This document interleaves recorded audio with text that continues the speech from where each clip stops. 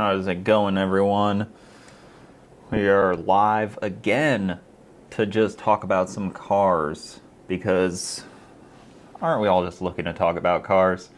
If you guys have some suggestions of cars to talk about, some topics to talk about, we can talk about racetracks closing down, and it seems like a lot of racetracks are closing down these past couple weeks, which is a scary time to close down because this is when they should be showing all of their profit for most of the country. I mean, this is racing season right now. So if they're feeling pain right now during racing season, that is a scary thought for drag racers, I would say. Now, obviously, they all have their different reasons for doing it, and they all have their own particular flavor of why they were unsuccessful, I would say. But regardless, if they're closing down, it's not a good sight. It's not a good, it's not very fun and cool to see as a car enthusiast. South Africa. Is there a lot of drag strips in South Africa? I know very little about South Africa, or most of Africa, I would say. Maybe that's is designed by the education system that I grew up in, that you know little about Africa. I know the country of Wakanda. That's about it. Not super up to date on my racing in Africa. But yeah, so Thunder Valley, obviously they're closing. They have their own issues that are going on. Geo Metro's being the greatest car. Michigan got a lot of tracks, good ones too. Michigan does have a lot of really good tracks. I mean, Michigan racing is very, very strong. There's like 4 really solid facilities up there that I know of. And what's it called? The one that just announced they are closing down. That one's in Iowa. Eddyville Raceway. I've never been to that one. I'm curious how far it is from Motion headquarters, because, you know, if we're gonna cyber bully anybody into buying Eddyville, it'd probably be Motion Raceworks. IHRA $125,000 Pro Mod race happening this weekend. That is pretty awesome.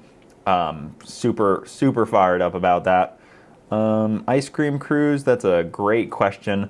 Probably, I would say not. When is Ice Cream Cruise? I always forget because they changed it for this year. It's September 26th to 28th. So it's next month sometime. Not looking super hot. Oh, who bought Thunder Valley? I was unaware of that. Well, did they buy it or did they just take over the lease? The drag strips are weird businesses in that aspect because, like, there's a lot of seller financing. Sometimes people don't just buy it outright. They just take over the lease ownership, and then when or if it doesn't work out, they relinquish the lease. So, like, I guess the contract is you're trying to get ownership of it, but you don't actually currently have it. It's still under the old owner. That happens very frequently in drag racing from what I've seen. But some of the things that I've heard about Thunder Valley show that it was clearly a lot of a leadership issue. The owner got rid of the main track prep guy. He cut them out because track prep's very expensive, but at the same time you can't, have no track prep and then somehow expect it to still survive the way that it was, because Thunder Valley was such a solid track for fast shit. Like, people went fast at Thunder Valley. I mean, it's one of those tracks that was known for good prep because they had a prep guy that knew the surface really well. It was a long time there, and once you get rid of that, the word travels quickly on tracks that care and tracks that don't. I mean, even like you think of one of our local tracks. I say local because local for a drag strip is within like 5 hours, realistically. We have 3 quarter-mile drag strips within 5 hours of us. We have South Georgia Motorsports Park, We have Orlando Speed World and BMP. Yes, Gainesville exists, but Gainesville exists more in spirit than it exists in actual use. There's not that many events there. A lot of people don't like when I say that, but Gainesville, unfortunately, meh. It is all about weather. I mean, if your weekends aren't good this time of year up in Ohio and Illinois and Indiana and those central states like that, and you got your, I don't know, maybe 20 weekends to make your nut, it's going to be tough. It's a difficult business for that. I grew up in a business that was two businesses actually. Both of my grandparents owned seasonal businesses in Long Island. One of them was a hot dog wagon on the beach. One of them sold beach equipment, like a little mom and pop store that sold like beach chairs and like umbrellas and toys and stuff like that. So it relied on tourists to come and use either the beach or to be, walking around town at night. But if they didn't come and walk around town, they weren't going to buy any of our shit. And if they didn't come to the beach because it was a crappy day, maybe we had like 60 good days, like 100 good days of like really could sell hot dogs. If those days weren't good, and the weekends especially weren't good, you were kind of shit out of luck. Your whole summer could be ruined by just a few bad weekends. It was hanging on by a thread at all times. So if you didn't sell your quota of hot dogs, which we never really did, my grandpa, not that he didn't sell a lot of hot dogs, but it was a retirement project more than it was anything. So he kind of just did it for fun, and he would have like a buddy system with half of the town where the ice guy gave him a good deal when he brought Snickers to him first thing in the morning, and the ice cream truck guy would, hook him up on some deals on some things, and like we'd meet the Wonder Bread truck, and then we'd also get like a good deal on the Wonder Bread because he would bring the guy like a newspaper or something. It was like this weird system that my grandpa had created where everybody was kind of working with him in a way, but it wasn't really super monetary.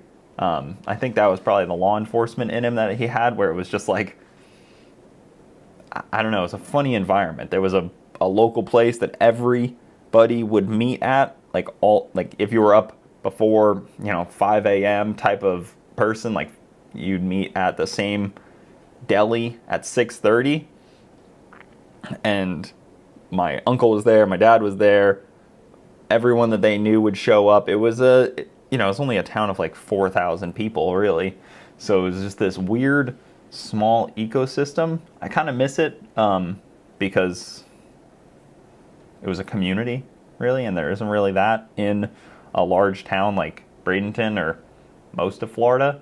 But you'd go get your same coffee every single day.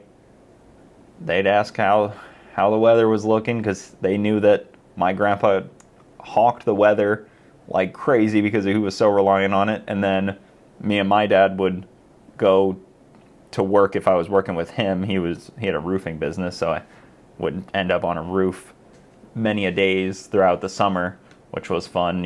I was in high school, and then during the summers I would end up tearing off roofs in like peak summer, sometimes in the winter, but I didn't do it as much in the winter because school, and it gets dark so early, so you couldn't really get off school at like 3:30 and somehow get to work, because you were kind of cooked at that point. It would be dark by like 5. Good times. But we were talking about drag strips. So where is this drag strip in relation to Motion Raceworks? Because we have to remember, we're trying to cyberbully Doug Cook into buying a drag strip, which is kind of, it's really close to them. Really close as in like, I don't know, it looks like maybe an hour. Oskaloosa. Iowa has funny names for things, kind of like Long Island does. If you ever want to get a kick out of something, you read the words, the names of places in on Long Island, because they're pretty funny. What car are you going to pick up this weekend? You said, I'm going to pick up my first car tomorrow. What are you picking up there, Mr. I Am Silly? We can all judge it if you tell us. We'll be nice because it's your first car. CTS-V or GT500? V2 over first gen GT500 for sure. But the current GT500 is really good. It's hard not to go for that over most things. That car, I got to spend, I don't know how, I did Rocky Mountain Race Week in the orange GT500. It was a ported blower tuned deal, and that car just was so enjoyable to drive. It definitely needed more horsepower for like the street, but it was such a good driving car. It felt so, it felt heavy. It felt so like big and just fun street car, honestly, that it's really hard not to lean towards that over almost everything else. What do they sell for now? Because I check on those every now and then, because I think that's going to be one of those cars that in 10 years, everyone really respects how good of a job Ford did on it. And I don't want a 2012 one. No, those things, meh. Okay, so you can get them for like 78. There's one for 103, 92, 76. That's a good car for $76,000. 760 horsepower, 2020, sold in 2024 for $76,000. I don't really care for the GT350, but I would probably pick a GT350 over a C5 Z06, but I'd rather a C6 Z06. I think those are more in the same price range. GT350s are 65,000, or 40, 50,000 ish. I guess you can find them for. I would much rather a C6. I mean, you can almost get a C6 ZR1 for that. I would definitely rather a C7 Z06 over a. Yeah, I mean, you might as well get a C6 Z06 for like 30 grand. You can get a C7 Z06 for that. I just think that it's not all that exciting. I think that the flat plane crank doesn't add enough value. I think that that's really all that it kind of has over a base S550. It doesn't really scratch enough for the added like drama that you get with ownership and cost that comes with it. That's probably why they don't sell for all that much more than like a nice S550. I think they're just kind of like cool and like gimmicky, maybe. I know that they're supposed to be a track car. I don't like that they rattle. I mean, that was their issue with the recall on the oil filter. Like, you saw Adam LZ's burn to the ground because the oil filter rattled out and then it burned down. Like, it burned down because of its own internal rattling. Those motors have weights put all over them just because they shake so much, and that's the flat plane crank issue. And it's not an issue on all flat plane cranks, but it's an issue on GT350s. And I know that they had recalls and they fixed it. I think they mostly just fixed that it doesn't come loose. I don't think that they fixed that it doesn't rattle. But what do you get? More RPM? Like a little bit more? Same interior. Pretty much same exterior. You get the seats that say GT350. I don't know. It just doesn't seem worth it. I was actually at Cletus's house last night. We had some dinner over there, and I was watching his newest video. He put it on the TV. Then we're all watching what's it called, the 1320 car launches of 4th of July. My son freaking loves watching those videos. Every time a car goes over the edge, he's like, uh-oh, uh-oh. Yeah, the recall on the oil filter, I don't think that they actually fixed the cause of the problem. They just fixed that it is going to not burn your car down. Let me see. GT350 oil filter recall.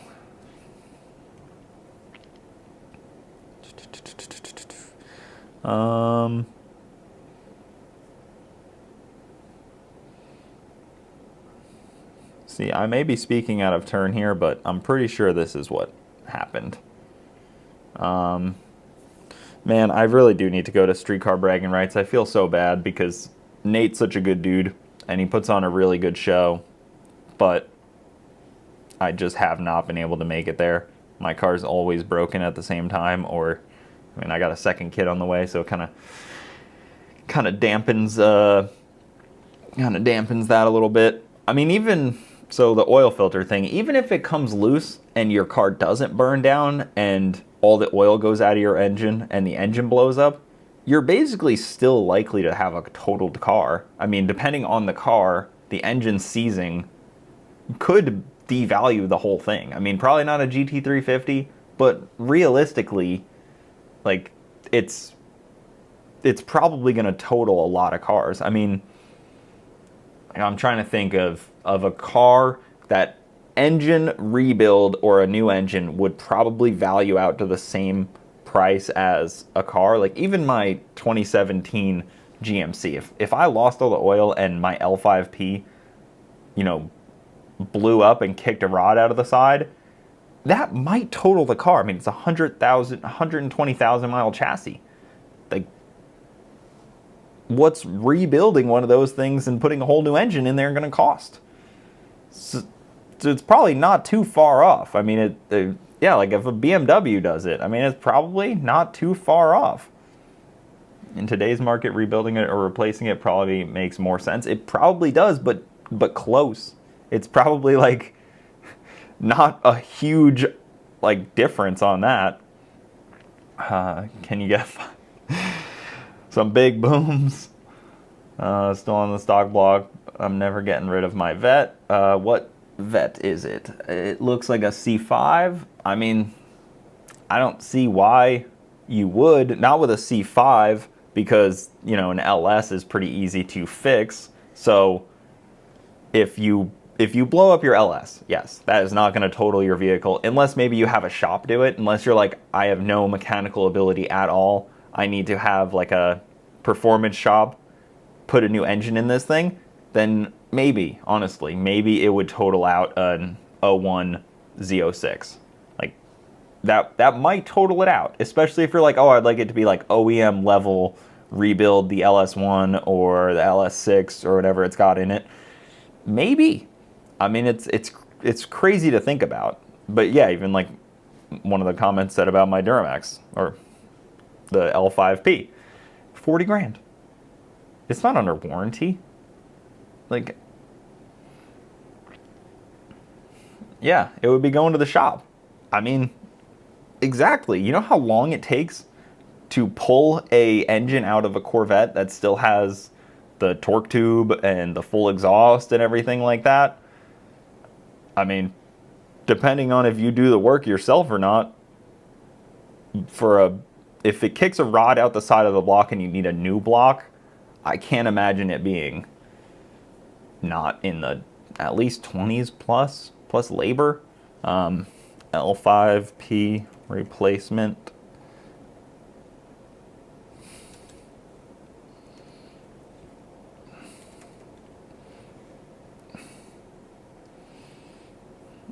I mean, a brand new L5P crate motor is $13,000 before you even, and that's not even like fully dressed. It still needs to be like torn down and rebuilt. So labor, I mean, it's a long time.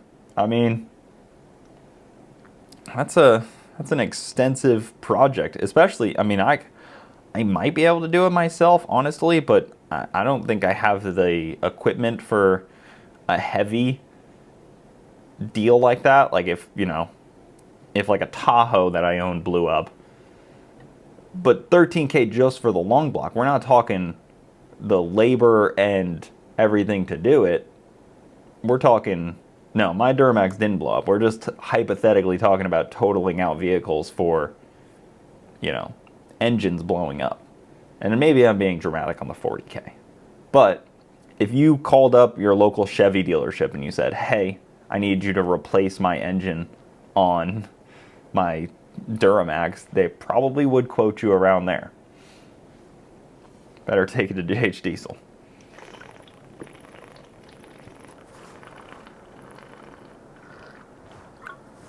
Not bad to do it yourself. I mean, I could probably. I don't know if I would be. I don't know. I don't know if I have the equipment to pull the cab on my truck myself. That would be an extensive project.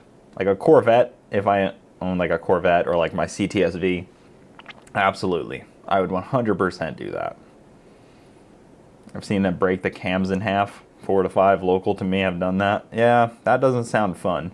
But a cam you could probably fix without having to spend as much because you wouldn't need a whole new block.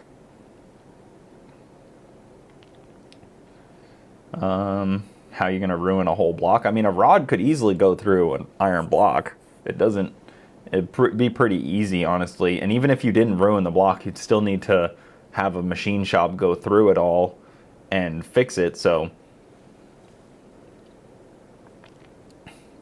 can do a Duramax with the cab on. Is that the preferred way to do it? Every time I go to JH's, I feel like the cabs are off of them. I don't know if a cam snap would cause the pistons to be damaged. I don't know what it would cause. It would probably be pretty hectic. I've heard of diesels that ran perfectly fine with a broken cam, like snapped in half.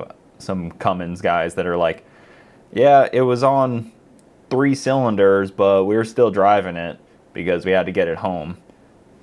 And that's the diesel world. Like a Cummins will run with a rod out the side of it. You see it on the what's that event? That diesel event where everybody blows up their engines for fun. All out, call out deal, right? That one up in Indiana. Those guys, they'll make like 3,000 horsepower, but they're standing outside of the vehicle because they know it's going to blow up and they want to be able to dive off the dyno. Because they just know that thing's about to let go. And when it does, even when they strap it down, it still blows the whole like cab off the top of it. Basically, like, it basically can openers the car until there's just nothing left. And I've even seen wrist pin photos of it gone through the frame of the car. Like the big ass steel frame rails, it'll just go right through.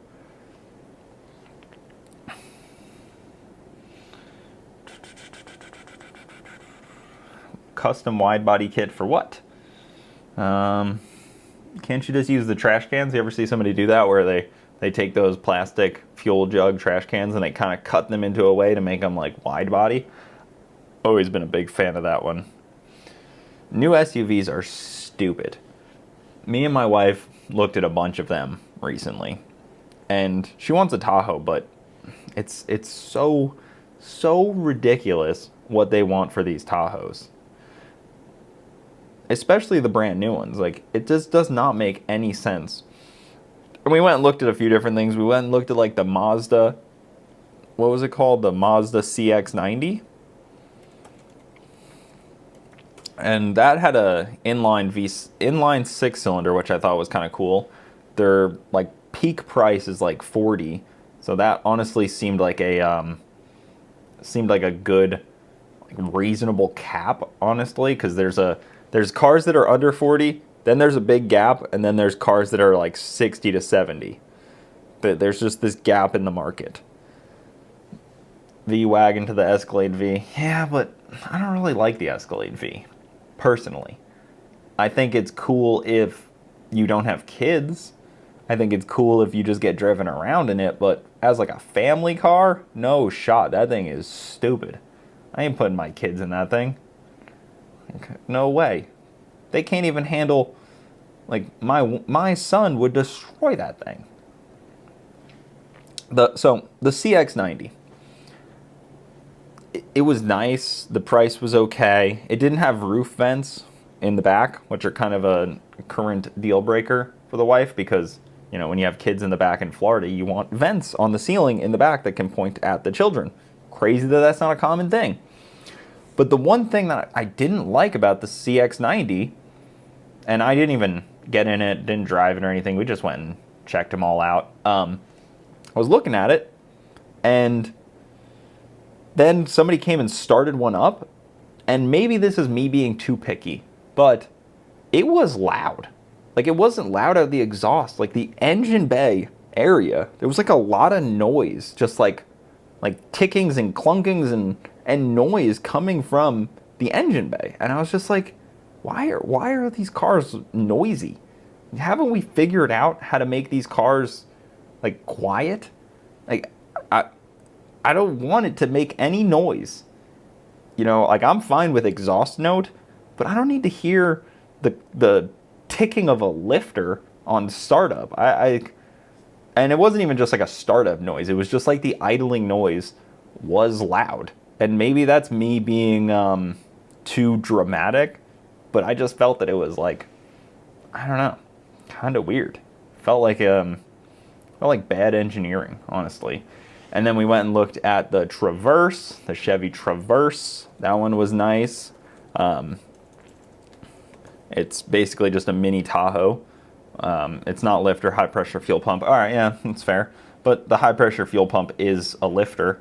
So, I mean, it's kind of like, you know, it could have been just fuel injectors. Whatever it was ticking and like rattling, and I don't know if it was like a fan. There was like 5 different noises coming from the engine bay. And again, like I said, I didn't even drive it. I just like, okay, why are we so loud? The Chevy Traverse was a really nice one. Sorry to talk about mom cars here, guys, but, you know, seems like a fun topic, you know? Yeah. As I've heard was, in America, cars need to be built around the air conditioning. You start with the AC, and then you build a car that accommodates the AC system. I want 20,000 BTUs the second I get in this thing. That's why, honestly, I keep pushing her towards a Tesla. Because that thing will stay at the temperature you tell it to stay at. You get in it, and it's 75 degrees. You don't even have to worry about it. You sound like every other Floridian. Yeah, I know. Exactly. Oh, there you go. This guy drove all of them. The Traverse, the CX-90, the Murano. Isn't that the Nissan? I told Bronte, I was like, we're not going to Nissan or Volkswagen. Ain't no shot. I mean, the new Volkswagen lineup seems so problematic.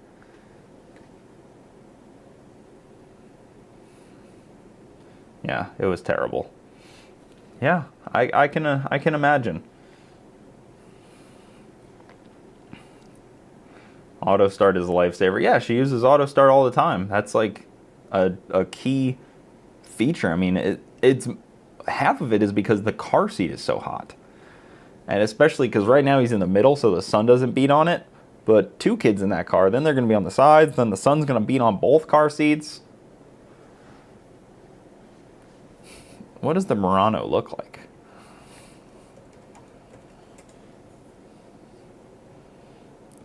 I wish that Toyota's lineup didn't get so expensive. Is that just me, or did the Toyota lineup jump like $25,000 just out of nowhere?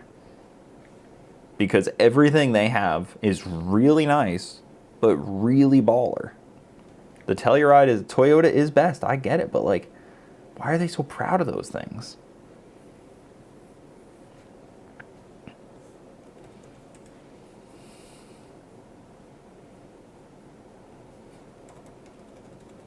Nissan Murano. Oh yeah, that thing looks like shit. Oh my god. That was crazy. You went and drove that? Yeah. Like Honda, but Honda doesn't have the big SUV lineup. And I think that's why they wanted Nissan for a little while, because Nissan already has like a big SUV lineup where Honda doesn't. Even the Honda, one of the Hondas is a crossover with the Chevy Trax. They're the same car, they just have different badging. And the Honda actually outsold the Chevy pretty well.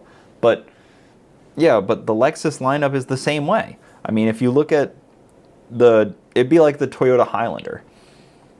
They start at, their entry level is 40 grand. And for that, you get like a rental car spec. If you want like a decent looking one, it's like 55 grand. You might as well just get a Tahoe or a Yukon at that point. I would prefer a Tahoe anyways. I mean, they're great. I don't love the new ones as much. I wouldn't go for a 4Runner because I'm not really, wouldn't really be the intention of it, is to be like the off-roady looking thing. Yeah, and honestly, I've said this before, I think Lexus has the best looking SUV lineup right now. Like currently, they have a ton of SUVs and they all look so good. But they're too proud of them. They are too proud of them for our wallet. And it's kind of also like, you don't want to buy it because you also need to protest that they're making cars this expensive. You kind of have to like stand your ground a little bit and be like, no, we're not doing it. What's the new GX looks so good that Lexus has. That's a beast right there. Yeah, I ain't buying anything from Stellantis. You're crazy.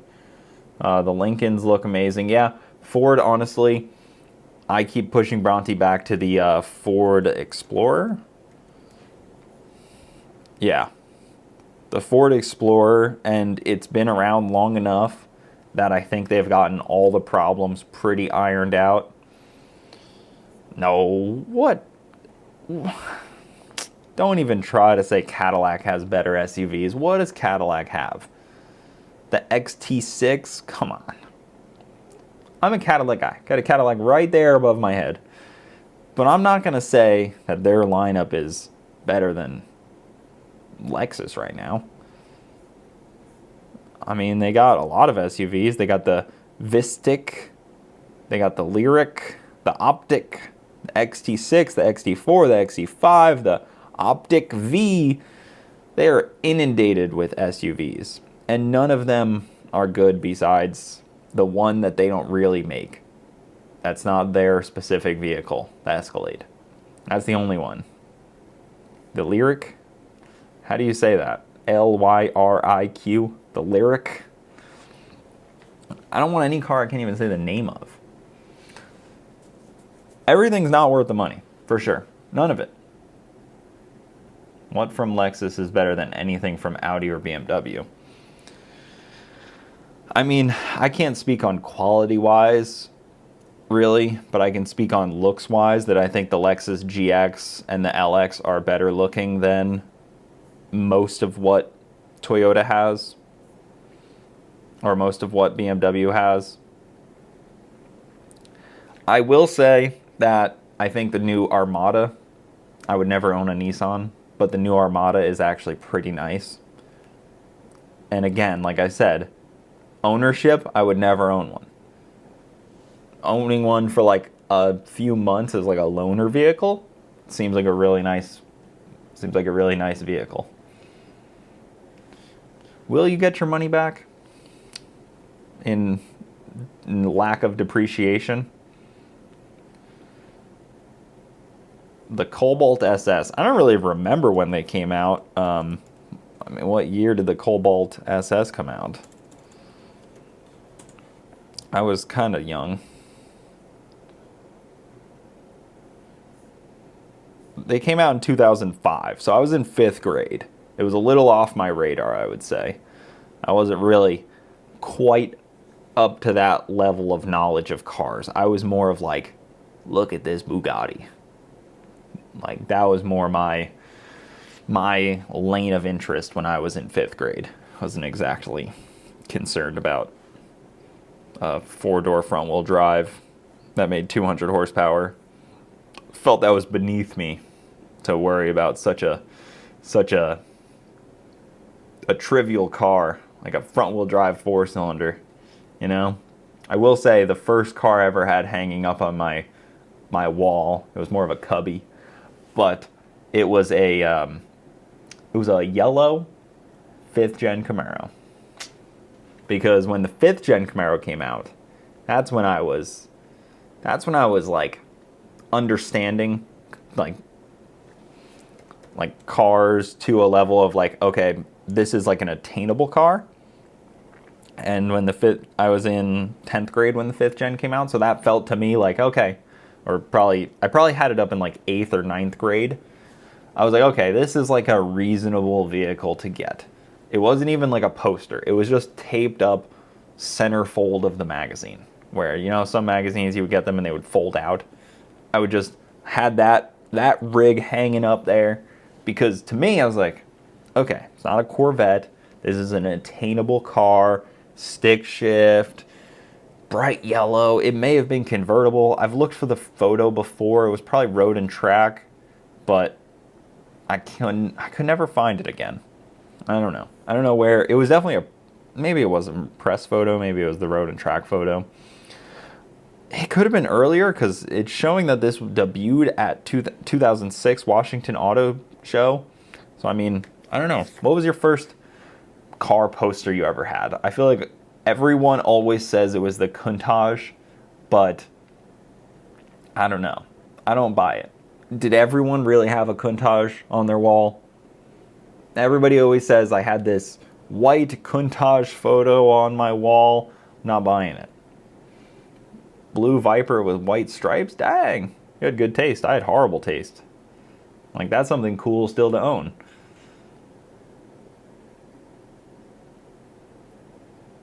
I had an SRT4 Neon, and I did enjoy that. That was, like, kind of one of the few front-wheel drive cars I've ever really, like, ripped and beat on and worked on.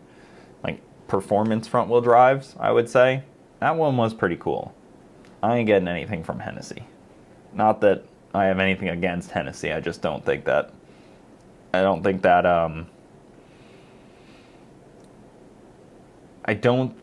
the value that they provide for some of their tuner cars is worth it. I think that their Hennessy Venom F5 is very cool.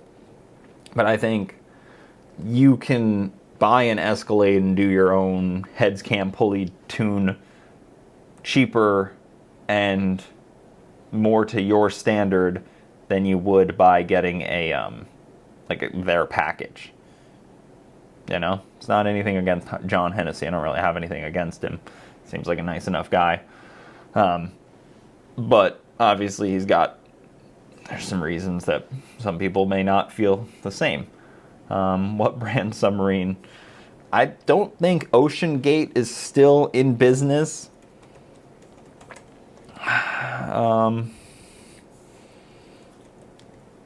OceanGate's still in business. I think they might. Oh no, OceanGate is currently not in business. That makes it tough. But no warranty. Do you get a warranty on the Hennessy stuff? What kind of warranty is it? Is it like a bumper to bumper warranty, or is it just like a drivetrain?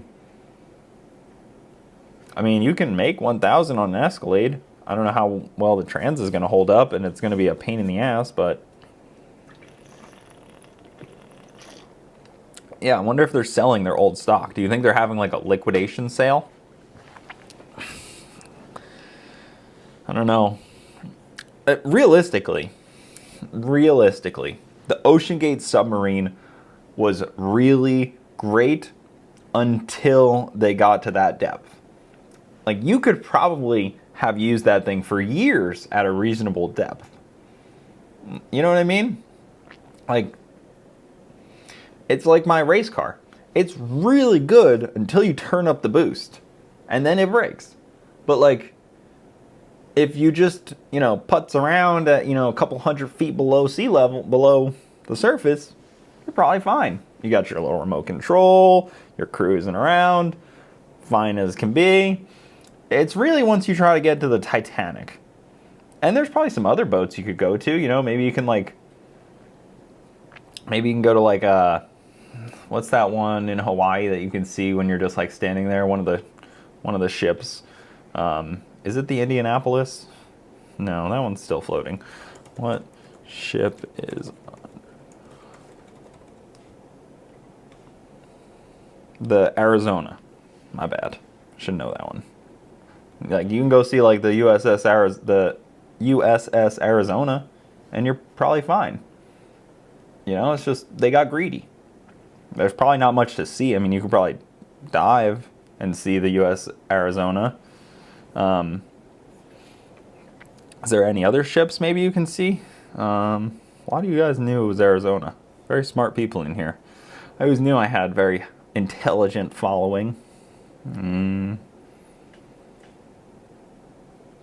much it matters? I have a 30th anniversary Camaro. So, the 30th anniversary Camaro. I question that. Now, not to attack your car, but if me and my wife get divorced and then a few years go by, we're not together, and then we get back together, do we just pretend that that's still part of the anniversary? Like, I mean, if there's a gap year there, you got to restart, right? Like, you can't say, 30 years together or a 30-year anniversary when it's really not. I mean, it's just not. Like, I get that Chevy wants the marketing of it, but I don't know. But what's their 30th?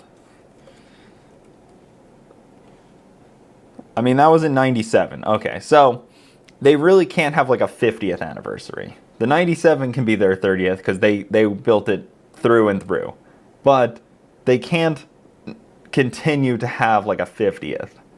That I'm not going to let that fly. I'm going to call them out on it.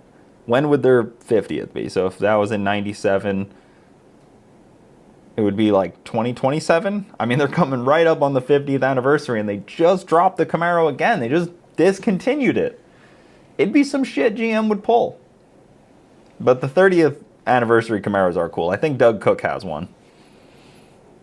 Actually, no, because they're LT front ends, so he does not have one of those. Would Grubworm be a 30th anniversary? I think the future of the MR2 is boring. It's the same engine and the same weight as the Civic, so it's kind of like, what's even the difference? A shorter wheelbase, but just as heavy. Kind of makes it seem silly. Kind of makes it seem like a boring addition to their lineup. Let's talk about all of Dodge's packages on Hellcats. Yeah, the Dodge. Tomorrow, Dodge is actually announcing something new. Every roadkill, like roadkill nights, they always announce their new thing. I think they're going to put a gas engine in that Daytona EV thing that they have. They might put a base model 6-cylinder in it for the Hurricane, and then they'll put a Hemi in it later. But it'll be pretty interesting to see what they end up dropping tomorrow at like 11:30 a.m., I guess. I'm kind of on the edge of my seat because you guys know me. I like making fun of Dodge at every turn. They do things that deserve to be made fun of. Like, I don't know how else to put it. Like, in my bio, I'm a car critic. Not like a reviewer that's just so nice to cars because I don't review cars, but I'm not like one of those guys that just, they only say good things because they want to make sure that they stay on the good side. I want to make sure I'm on Toyota's good side. I want to make sure I'm on, Ford's good side. I don't want them to be mad at me and not, invite me to their press events. I don't care. I don't care to go to a press event. I don't care to, do any of that. So just make fun of them. Maybe I'm negative. I don't care. Somebody has to hold them accountable. They can't just continue to make shit products and we'll just pretend to consume them at the prices they're coming out at. People will, but I'm going to also make fun of them for it. Doesn't Toyota have a new FJ Cruiser out also? What? Toyota FJ Cruiser, right? Did they drop that? I thought they just announced, or what looks like an FJ Cruiser. I love that car. That thing was cool. The track events are cool. I got to go to the C8 like base model track event show, and we got to see that, drive it through Vegas, and then take it on the track. And they kind of like put you into this position where you feel like if you say something bad about the car, you're gonna get attacked and made fun of, and like not made fun of, but like attacked by the people that invited you there. They pay you for like a nice room and all this stuff.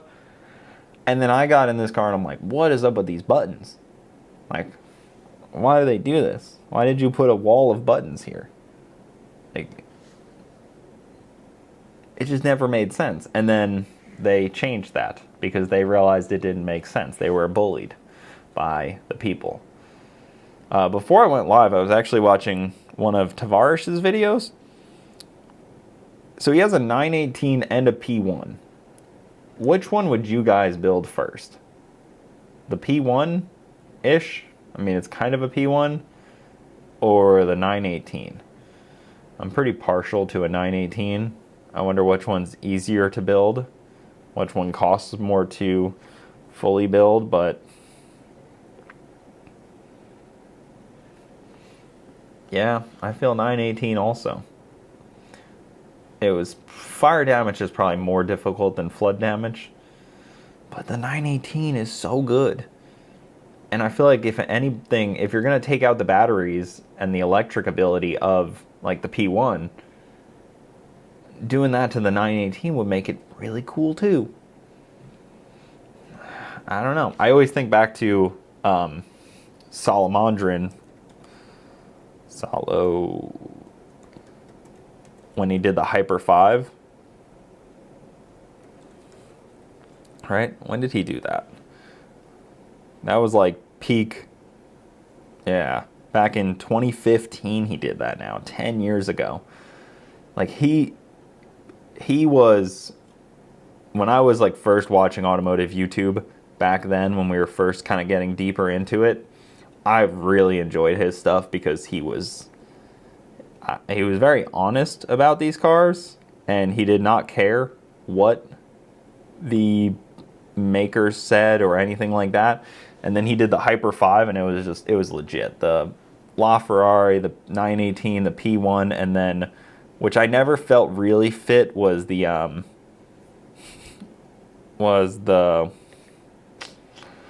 Pagani. It kind of like didn't really fit the mold. The Bugatti also did fit pretty well. But like the Pagani to me never really felt like a performance-oriented car. It always felt like something that just sounded good and looked cool. The performance aspect was like third string to that.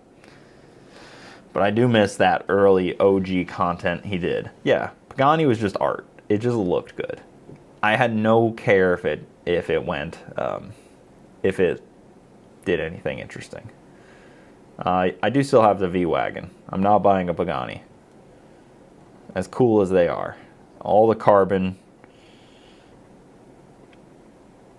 Probably one of the better looking cars, I would say. And sounding cars. But again. I don't really have any plans for that car. I think the CTS-V is great the way that it is, and if I go any farther with it, I think it just kind of ruin it. Kind of has like it's at like this level of horsepower where it's like 600-ish, where it doesn't really need any more for any of the things that I do. I mean, I'd probably enjoy it with 800 horsepower, but I don't know. Am I going to really enjoy it much more from 600 to 800 horsepower jump, or is it just going to spin the tires more when I floor it? It's not like it's got some advanced traction control or something like that, where it's like the GT500, because it has that badass transmission, it doesn't, kind of act the same as like that car. It actually like moves out of its own way. Yeah, I think 800, they're still somewhat reliable-ish. They're not like complete time bombs. They're actually like pretty usable and reliable. But I don't know. It just kind of like, that was a shirt, yeah. And so was this one. I had a third one back there. I don't know where it went. I think I had 3. But I didn't want to keep selling that one. There might be some on my website, but I didn't want to keep selling that one because I didn't like using other people's branding. I kind of started to, like, one day I kind of woke up to that where I was like, I don't know. Everybody just uses other people's branding to make t-shirts and merchandise, and it felt kind of like icky to me, if you get what I mean. And it just, I don't know. Felt lazy. That's probably what it was. It felt lack of creativity, lazy. Meanwhile, I use AI all the time, but I don't use AI to like make. I've used it for some. I've never sold anything currently. I wouldn't be against it, but at least it's not. The AI art debate, that's a big one. That's a deep rabbit hole. Let's talk about cars more. What other cool car stuff? Let's talking about 700 would be perfect while I have a 270 wheel horsepower. Yeah, but the difference between the CTS-V and the Miata is probably double. Like, it probably weighs double and a half of a Miata. At least like a lightweight one. I do still have the V1 also. I still have the Camaro, even though it's got no engines in it. No motor. I do still have it. Might get a C5 tomorrow. That'd be a solid one. It looks like you got a V1 in that picture. Miatas are fun. I've not owned a Miata, and the only one I've ever really ripped in was Jeremy's LS3 Miata, and kind of gives me a skewed reality of what a Miata is. I raced it in my supercharged V1 one time. We were on this bridge racing, and I got freaking gapped. Unfortunately, his NA Miata beat my supercharged V1. I blamed him because he tuned both of them. Race high boost. So if anybody doesn't know, that dude high boost, who raced Garrett in the stick shift class, doesn't like me. And he's made that very clear. And he was talking shit to me yesterday about racing him. And I was like, okay. Like, well, I didn't even say okay. I did not say okay. I said, there's no point in talking about this because you're up in New York and or wherever he's at, and I'm down here in Florida, and I'm not going up there and you're not going down here. So like, what are we just gonna fight on the internet? I assume he's not coming down here. If he wants to, he can, but there's very little chance. I know I'm not dragging my shit up there to race him, so we would just look like two. You know that meme of two dogs in cages barking at each other? That would be us. We'd be both be in our own cages, barking at each other for no reason about nothing. So what's the point? If you're not going to actually race in any perceivable future, then it's kind of stupid. And I felt that any bickering would have made us look stupid. I don't really have much opinion on the E55. It's probably cool. It was when Mercedes was making cool stuff. So I think they had the supercharged version, right? That would be a fun one to own, I'm sure. It might be, reliability would probably be my only worry. If this is going to be an only car, maybe if you have like a different car that you own would be probably ideal, and this is like a project, like fun weekend car. But owning a 2005 performance Mercedes sounds like a not get to work on Monday type of car. There's two types of cars in this world. There's a get to work on Monday type of car, and there's a not get to work on Monday type of car. That's it. 10 to 20K down on a 56K car. You think I get approved near 10%? 10% APR? Listen, don't do it. If you got 10 to 20K to put down, just buy a car that's 10 to 20K. That would be my advice. I'm sure there's plenty of $20,000 cars that you could buy. Maybe try to squeeze it to 25K, but just buying a car outright and not having a loan on it, that shit would be nice. That's the goal. I mean, that car's paid off. My truck still has 3 payments left on it. But the hope is to have paid off vehicles. That's what the dream is debt free from car ownership. You know? Car debt sucks. House debt is okay. Credit card debt sucks. But we can brainstorm some $20,000 cars if you hit us with criteria here.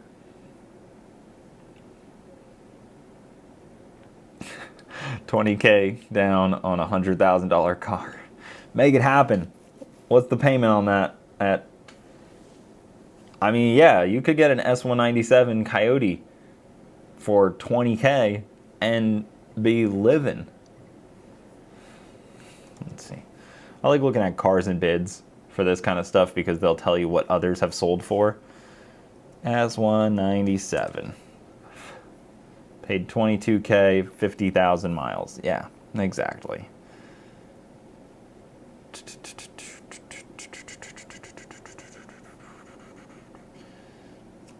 Yeah, you get a Boss 302, 35,000 miles for $25K. I mean, I know it's more than what you were saying, or $21K for a 2013 Premium.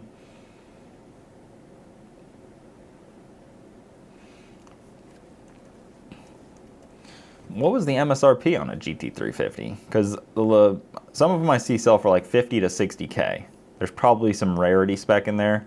I mean, 50K, that's really not even that much more than a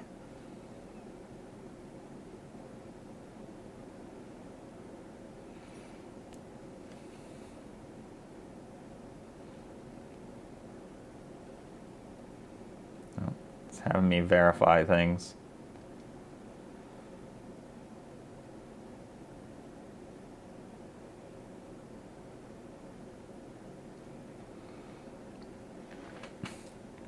But he had a Boss 302 in the 70s.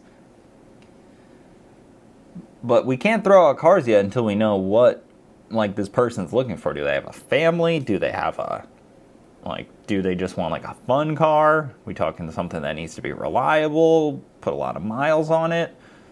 I mean, yeah. You can get what are they? Yeah, like a Subaru WRX. Heck yeah. I really wanted one of these for a long time. You can get a 2022 Subaru WRX for $26K. 6-speed manual. That's solid. Bone stock. You can get a 2012. How have they gotten so cheap? A 2015 6-speed Subaru WRX, $10,000? Is that for real? I was completely unfamiliar with this plummeting of value. 2016, 17K. 2018, 15K? That is so cheap. Yeah, I mean, they're not the most reliable, but I mean, a 2022 fun car for 26K, what else you getting that's that new? You know? That is 4-door, stick shift, like fun rally car spec for that kind of money that also isn't going to break the bank on gas mileage, because there's always a balance, you know? Sure, you can get a G8, but it's going to get 7 miles to the gallon. GR Corolla. Just looked up GR86s. What a horrible car. Like, how was Toyota able to make it so underpowered will always be a mystery to me. I cannot fathom how they are able to make that car 210 horsepower and look like that. It's like one of the biggest tragedies of vehicle ownership and modern vehicles is how underpowered that thing is. And that they never put a turbo on it. They never made an STI version when it was at Subaru. They never made a fun, higher horsepower car. They never gave it 350 horsepower.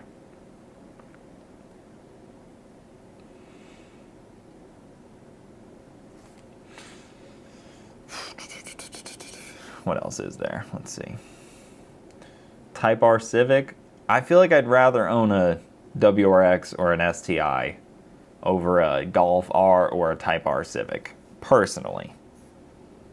That's just me. Now, you may feel differently, but the modability is pretty high on a Subaru, and they're pretty easy to work on. I mean, even if the engine breaks, like, they're pretty easy and straightforward to wrench on. Golf R. If it's not a Type R, it's not a tight car. Yeah, I mean, I remember Tommy F. did a Golf R, but he did the TTRS swap, and that was a pretty cool deal. What are G8 GXPs going for? G8 GXP. I've never been a Pontiac guy. I mean, come on, that's crazy work. This one's for $30K, and it's a 2009. That's insane. Who's buying a $30,000 2009? And like, all it had going for it was the V8. It didn't have like the looks going for it. It didn't have they're automatic, right? Like it didn't have a good interior. There is not, like, that car is, as a $30,000 car, is wild. And you get a CTS-V.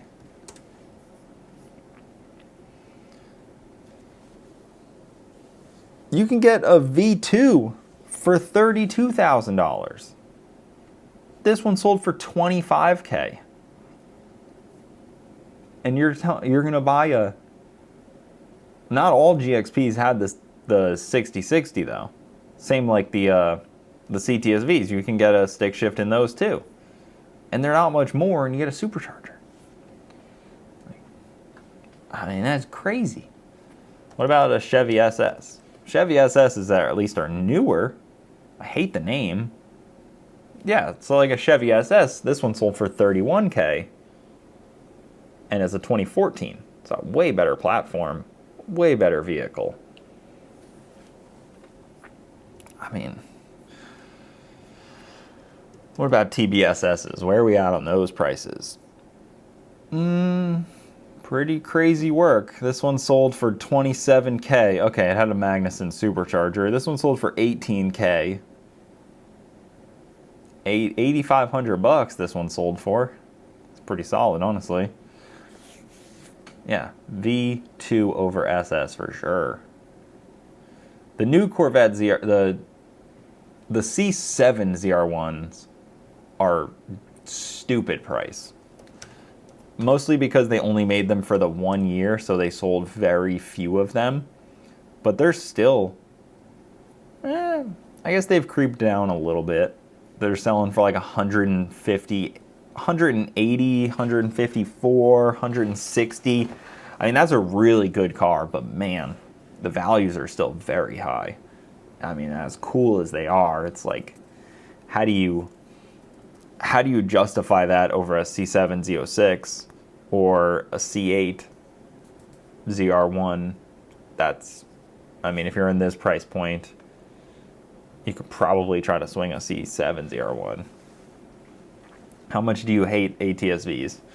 The ATS-Vs had some good redeeming qualities. I think that their sound wasn't good. They don't sound very good. But I think the stick shift was cool. I think that you could get them in 4-door or 2-door was an interesting choice.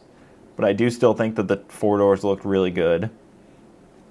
I just think that they were underpowered and they didn't have the potential to be the power that you wanted them to be. And I think you can see that why they didn't have the same following. The LF4 platform, LF something, LFF maybe. I can't remember. LFZ, something like that. ATS-V engine code. What did they call them? LF4. Yeah, the 3.6 liter twin turbo.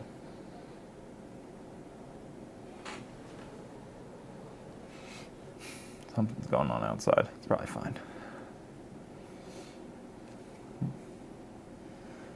What other car should we talk about? 5th gen Viper GTS. That'd be tough. Would you go for a C7 ZR1 or a 5th gen Viper?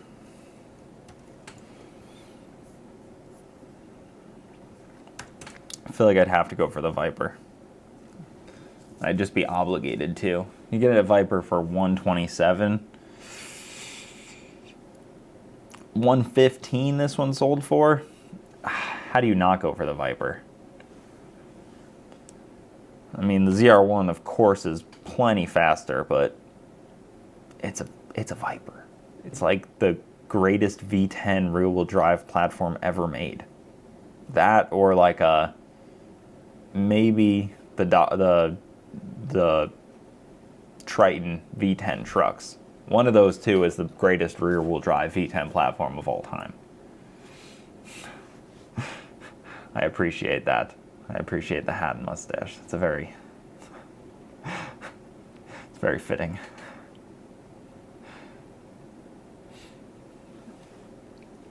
Yeah, I mean, I get you can compare it to real estate, but you can't flex your house. You can flex a Viper at the car meet at Cars and Coffee. We got one this weekend. I bet you there will be a Viper there flexing. I do still do YouTube. Lots of videos posted on YouTube all the time. Real estate for 100K is a bad choice. I mean, I would say buying a car is a bad choice financially as well. Maybe not a 5th gen Viper, honestly. It might appreciate in value. You might be fine. Some cars don't. I think it's a lot of people's dream cars, but like a Nth Moto Viper from Aaron Miller, come on. Or the twin turbo Ford GTs that they make, the GT, the previous one, not the current one that has the V6, that gay one, the actual cool ones. That I'm all for. It won't, because you'll wreck it. The 5th gen Vipers aren't as bad at wrecking as like the 1st and 2nd and 3rd gen stuff.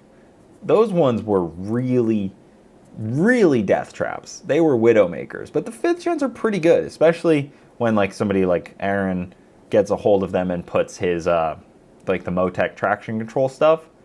They do a really good job at that. Yeah, when you factor in inflation, probably not. I mean, I've come to that realization about this car, that it just loses more money than you would think due to inflation. There's few cars that, yeah, I can floor it in 1st, 2nd, and 3rd and not die with Motec. Exactly. The Motec is magical and saves you. But not just the Motec. It's the right tuner in the Motec that makes those things really impressive. I mean, those cars on the street, they just roll out rear wheel drive, and it's so cool how they got it. They've learned that using, you know, rear wheel speed and front wheel speed to match it, and they use torque by gear. They don't use boost by gear. They don't do like a timing by gear or anything. They use like torque. They control the amount of torque that the engine is putting out at each mile an hour. They base it off of like mile an hour from the rear wheels or the front wheels, because those ones aren't spinning. It's just really cool. Motec versus Holley, it's not really a comparison, honestly. It's really whatever system is for your job. Obviously, Motec has more ability, but Holley has more ability built into it that you get right out of the box and can maybe plug and play in like a couple hours, whereas Motec is like you're basically, it's more of like a boutique system where you can do whatever you want with it, and there's reasons that the high level guys all do it. You know, like your Calvos, your Ninthmotos, even there's a Motec system on the Venom F5 that they make at Hennessy. Like there's reasons they use that, because they can configure it to any way they want. The Brett LaSala uses it, things like that. So it's really a no-brainer and only makes sense in that instance. But then for your normal guy, you probably could get just a Holley Dominator or a Haltech R5. Like I have a Haltech R5 in my car, and it works really well in my Camaro. It's an awesome system, and it does everything you need. But realistically, if you have somebody tuning your car, that's the person you ask. You don't ask some guy on the internet. Tortoises are doing awesome. Probably going to rain here later this evening, and then we get to go from there. Cadillac Ranch, he should probably bury the limo. That would be the way to do it, right? I mean, it's only fitting. A couple Crown Vics, and then the limo is like a middle finger, basically. That's kind of how it would look. It would be, isn't that kind of fitting, right? Is that what they have Cadillacs, but I feel like it would be close enough. How do you feel about the limo? I think it's a great piece of content. I don't know. I think it's just for the laughs, you know? If that thing, like, they don't have... If they wanted to, they just pull out the motor, and it's as worth the investment as it was the day they got it. That's the nice thing about something like that, is you just take the parts off of it when you're done with it. You don't have to marry it, if you will. When you build like a chassis car, you kind of have to marry it. It's like you have too much into it to not be married to it. But building something like that, it's just, you know, pull the engine, pull the important bits out, and park it off in the field somewhere. Show the people. You're gonna join in the pyramid scheme. Probably not a bad idea, honestly.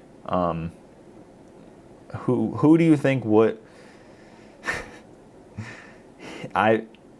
If Cletus came out with a pyramid scheme, more people than you would expect would sign up for it. And now that's not a dig at him.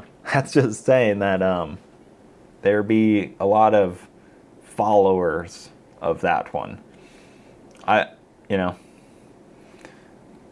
Cults are very interesting to read about, and there's no doubt in my mind that he could form a cult, which I think would be a fun thing to do. Doesn't have to be like a Jonestown cult like that. Like, they don't have to all go there and drink Kool-Aid and stuff, but like a fun one, you know, like hey, you know, like, we do cult things, you know, like, yeah, you can be activated when needed in case of an emergency. Actually, I think it was the Christmas tree race, I was standing in his trailer, kind of looking out and we had like this. It was like roped off. You know how he does it, and it was surrounded really tightly by fans.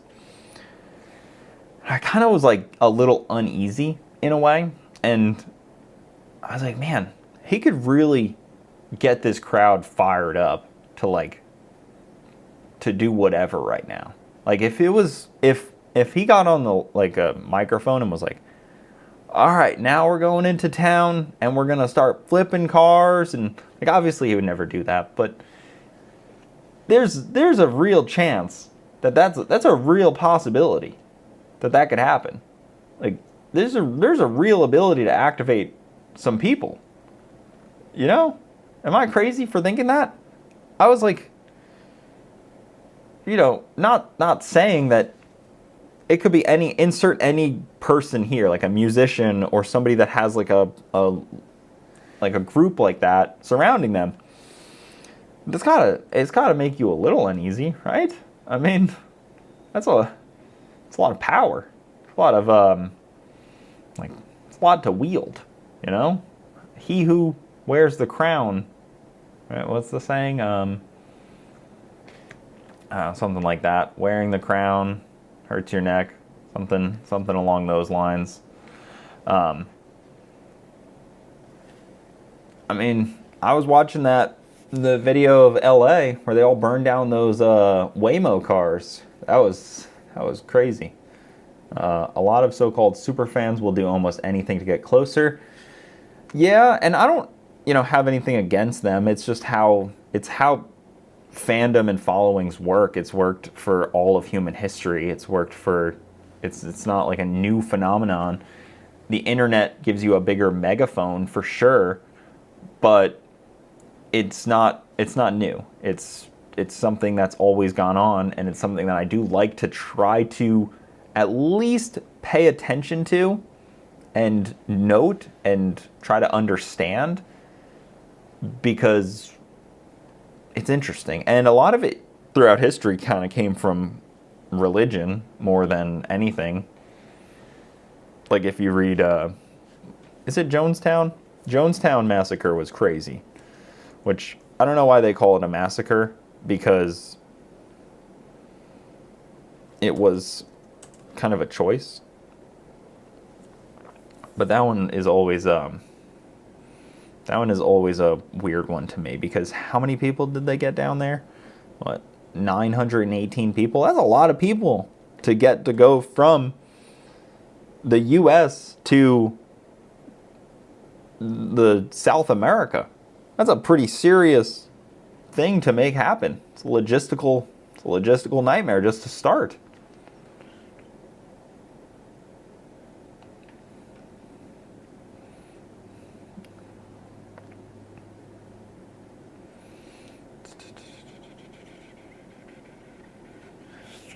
Most underrated car.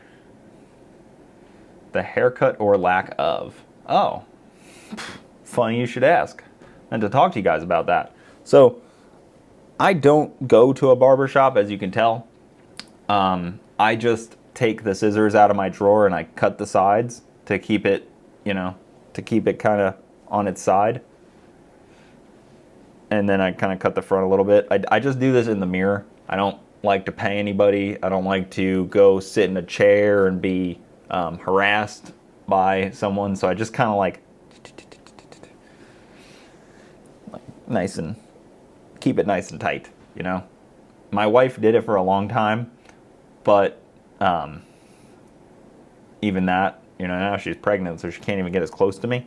So that makes it a whole thing, But, what do you guys think? You can see a couple little spots I miss here and there. I think I do a pretty decent job. Got a private barber. Brother, I am a private barber. Do it myself. It gets a little blotchy on the sides, but I just, got some dull scissors. I actually need to, it looks good from your house, right? It's fine in video. The back gets a little long and I can't do much about it. So I just have to accept that this is my life, and I have half a mullet in the back, and then just Just roll with it. It's how it works, you know?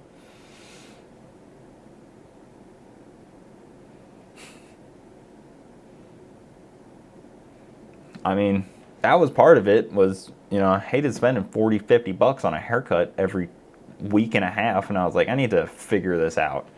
And I used to shave it, but even that, I was like, I don't know. Wife making sure you don't go anywhere. Yeah, that's part of it. She knows if I look like this with a botched haircut, I ain't leaving her. Have a question. Hit us with your question. I'm here for it. You know, my hair grows extremely fast. So it's either I shave it fully off and then let it grow back and then shave it fully off again, but then I'm going through like these huge swings of it looking different, or I just deal with it and cut it myself. Rate from 1 to 110 being the most difficult. How hard is it to hook up Holley EFI from scratch? On like an LS, it's like I mean, depending on your skill, it's like a 5 out of 10. It's maybe even less. It's super easy. Everything's labeled. Everything plugs and plays. It's fine unless you run into an issue. That's where it's rough. You know, if the harness works and everything works right and all the parts are correct, it's really easy. But if you run into like a simple wiring issue, cooked. Yeah, I mean, if a haircut costs $5, I'd be there all the time. Wouldn't even worry about it. I have a 5.7 Hemi in my 2014 Ram. What can I do for more power?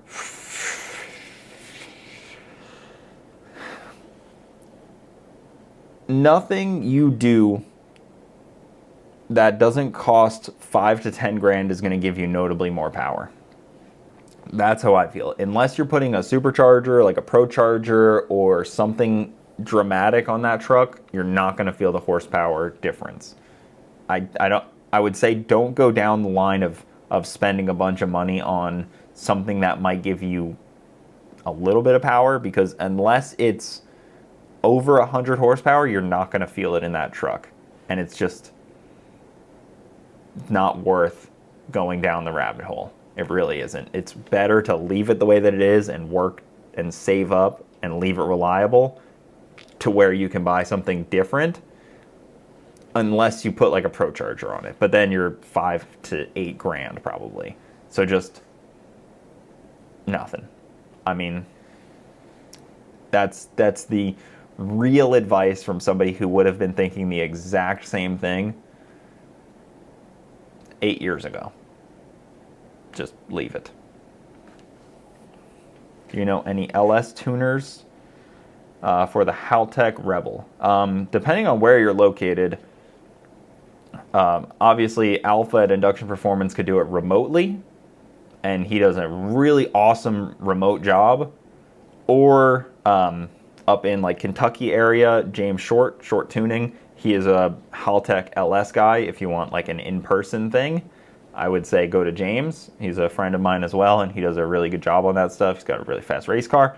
But of course, I'm biased towards Alpha, and he will remote in and do like a really thorough job on making that thing work just right. And that's one of the benefits that you get with somebody like that, and also nice to have. Alpha's in Bradenton, but he has a dyno in Bradenton, but he'll still do a pre-dyno consulting, so when you show up at the dyno, it's not going to have those problems like a lot of cars do. A lot of cars get to the dyno, do one pull, and then the balancer comes off, or the coolant starts leaking out profusely, or something like that. His shop is Induction Performance or Short Tuning. Those are the two people I would lean towards for a Haltech on with an LS.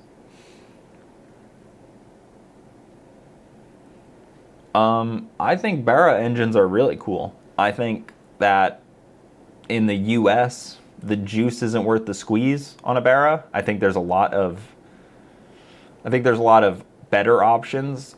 I think anybody that has a Barra just has it for the cool factor of it, not because it's like the right option. And that seems like the wrong way to buy an engine, you know?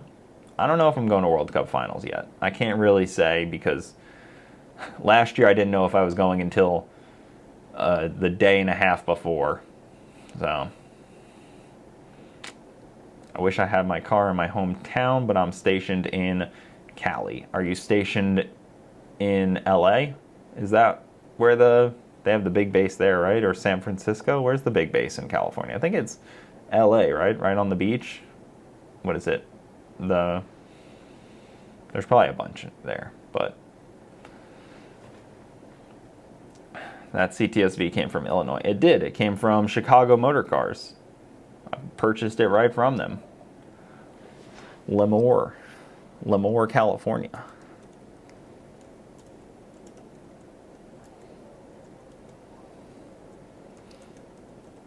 Yeah, San Francisco is the big one, right?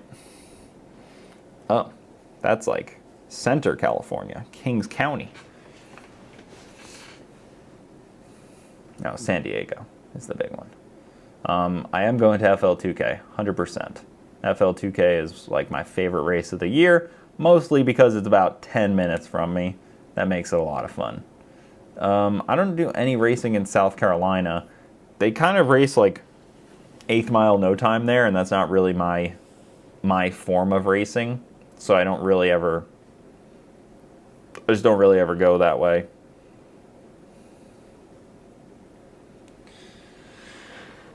The 4.2 inline Vortec being as strong as the 2J has not been proven yet. I'm hopeful that it is because I think that'll be a really cool engine option because they're very readily available and cheap.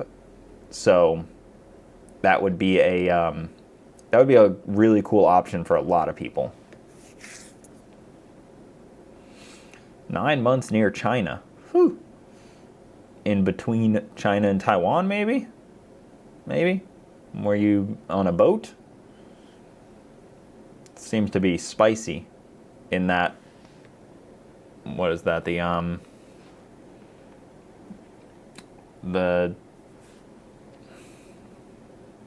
What is that waterway right there? Yeah, it's the South China Sea area.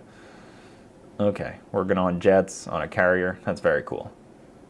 It's very interesting to follow what goes on right there because you know that area is such a hotbed. I mean, I'm not telling you. It's just like, as an American, you're like, well, whatever happens there could impact the next 10 years as an American citizen.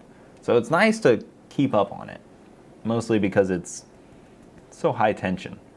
I mean, even Taiwan is a weird thing in itself. They don't even, like, China considers that part of China, but we consider it not. So it's like we don't even know what it is. We left there to go bomb the Houthis and whatnot. Well, that's you really got to see it all. Basically, you got to see all of 2025 has to offer, 2024 has to offer, it seems like. Between Taiwan and the Houthis. That's the history books.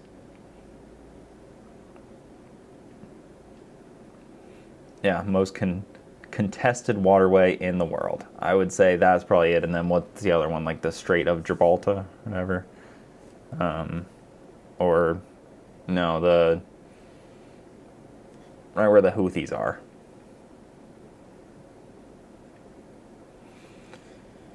We're all hoping Iran doesn't do anything crazy.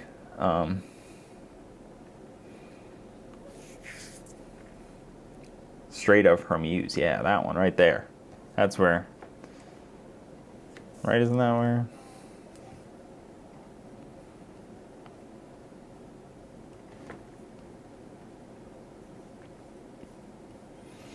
I don't know my Middle East geography as much as I would like to know it. Even though I have no real need to know it. It's just kind of one of those things where it's like curiosity makes you think you want to know it, even though you really have no need for it at all.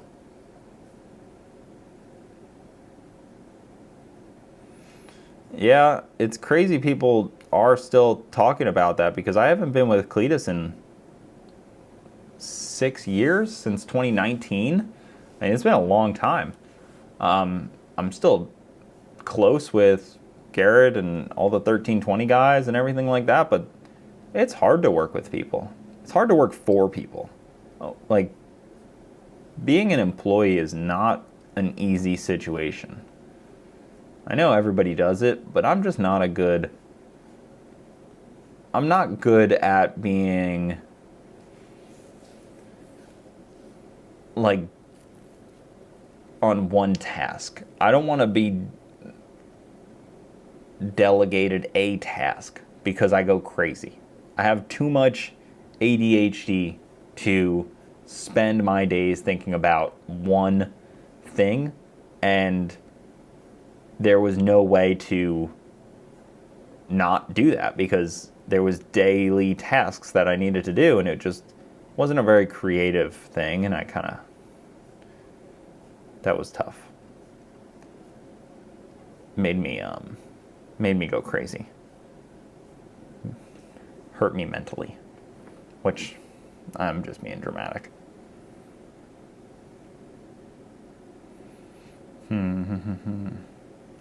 Just picked up 1650 F-150. What are some budget-friendly mods?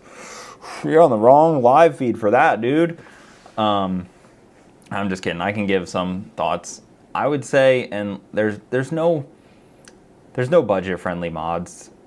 My personal opinion. You either do a turbo kit from Daylight Performance or something like that, or you just get like a tune for E85. That's it. That's all. That's all. I think I used to think the same way, where like thinking about budget-friendly mods, but there isn't any. You either spend a bunch of money or nothing, and that's kind of the crutch of new cars. You know, if you had like an old LS, like a 2005 LS car, you could do like heads cam and tune, and you're only a couple grand. But a Coyote car, it's boost or nothing, and it kind of sucks to hear because you're like, well, boost costs $10,000, but that's it. It's just boost. That's all, and it's the harsh reality.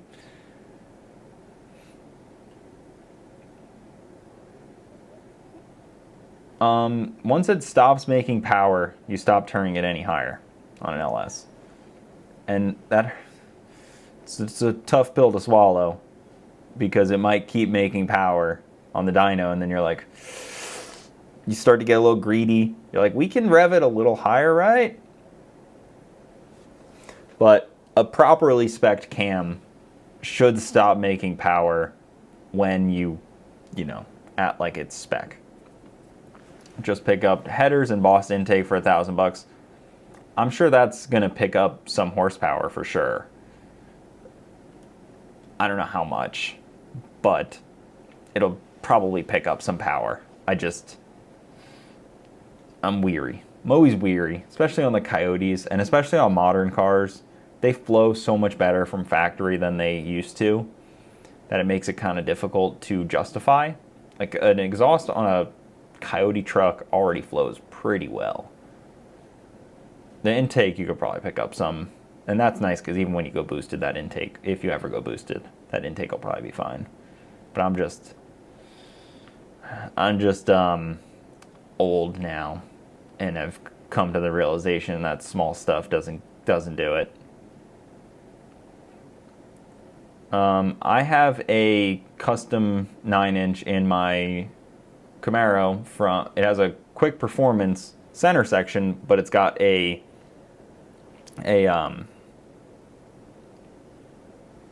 what's it called? Rear end built by Midwest Chassis. Solid unit. I've been pretty hard on that thing. And then strange axles.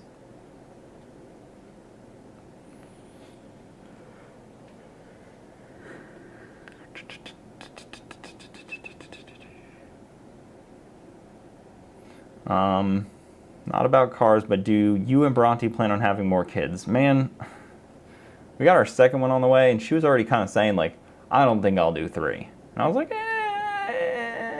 we'll have the second one first, and then we'll talk. So we got a girl on the way in November. Our boy was born in December 2 years ago.